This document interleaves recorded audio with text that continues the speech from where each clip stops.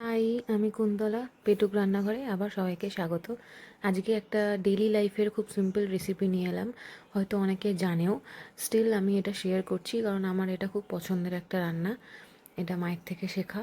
খুব ভালো লাগে আমার এই ঝোলটা খেতে, আর এটা খুব সিম্পল ঝোল হয়। এটা তোমরা যদি মানে যে অনেকে অসুস্থ হলে বাড়িতে পাতলা ঝোল রান্না করে তখন এই ঝোলটা বানাতে পারো, বা একটু হালকা যদি স্পাইসি করতে চাও সেভাবে খাওয়া যায়, দুরকমভাবেই খাওয়া যায়। এটা এতটাই ভালো লাগে ঝোলটা খেতে। এখানে আমি কাতলা মাছ নিয়েছি, 7 পিস মতো মাছ ছিল। আর এই মাছটাকে নুন হলুদ দিয়ে সর্ষের তেলে আমি ভেজেছি। সর্ষের তেলে মাছ ভাজা একটা ভালো স্মেল আসে, সেই জন্য সর্ষের তেল ব্যবহার করেছি।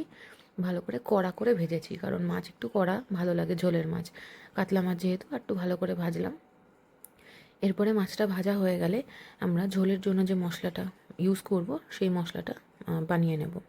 এখানে আমি মিক্সার গ্রাইন্ডারের বাটিটা নিয়েছি, এর মধ্যে আদা কুচি করেছি, একদম অল্প পরিমাণ ছোট্ট একটা আদার টুকরো নিয়েছি, 3-4টে কাঁচা লঙ্কা নিয়েছি, আর 2টো পেঁয়াজ একদম ঝিরিঝিরি করে কুচি করে নিয়েছিলাম। সেটাকে তার মধ্যে থেকে কিছুটা এর মধ্যে দিয়ে দিলাম, নিয়ে এটাকে পেস্ট বানিয়ে নেব। এরপরে ওই সর্ষের তেল, মাছ ভাজার তেলের মধ্যেই আমি সাদা জিরে আর শুকনো লঙ্কা ফোড়ন করে নেব। এখানে ফোড়নে তেজপাতাও দেওয়া যেতে পারে, বাট ছিল না তখন, না দিলেও কোনো প্রবলেম নেই।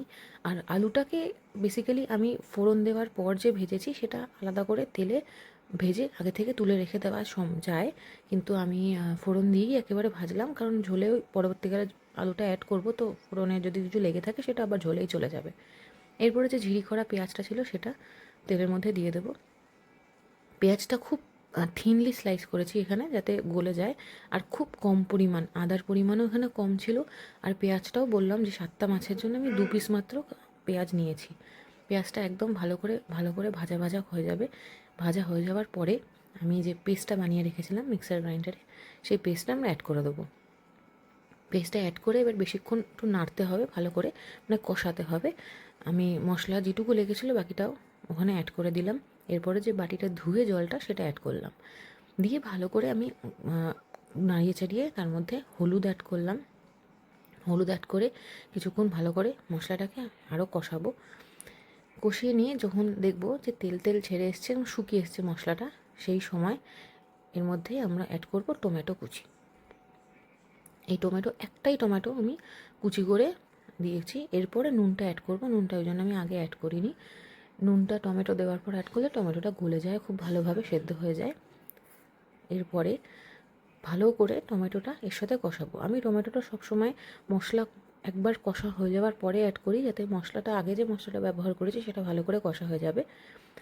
এরপরে আমরা গুঁড়ো লঙ্কা দিলাম, এটা তোমরা নাও দিতে পারো, শুধু কাঁচা লঙ্কার ওপরেই রান্নাটা হতে সম্ভব। বললাম যে যদি কেউ অসুস্থ কেউ থাকে, কেউ যদি পাতলা ঝোল খায়, সেক্ষেত্রে লঙ্কার গুঁড়োটা অ্যাড করবে না। এরপরে আমি জল অ্যাড করলাম, জল দিয়ে একটু অ্যাড করে, যেহেতু গুঁড়ো লঙ্কা এখানে বা গুঁড়ো হলুদ এখানে আছে, যাতে লেগে না যায় সেই জন্য জল অ্যাড করে আরেকটু কিছুক্ষণ কষিয়ে নেব, টমেটোটা গলে যাওয়া অবধি। এখানে দেখতে পাচ্ছ সুন্দর তেল ছেড়ে এসছে। এরপর যে আলুটা ছিল ভেজে রাখা সেটা অ্যাড করে কিছুক্ষণ নাড়াচাড়া করব। নাড়াচাড়া করে ওই বাটিটার মধ্যেই যেখানে আলু রেখেছিলাম, তো সেখানে মশলা কিছুক্ষণ ছিল, তো ওইটার মধ্যে আমি জলটা দিয়ে গরম জল করে নিয়েছি পাশের গ্যাসটায়।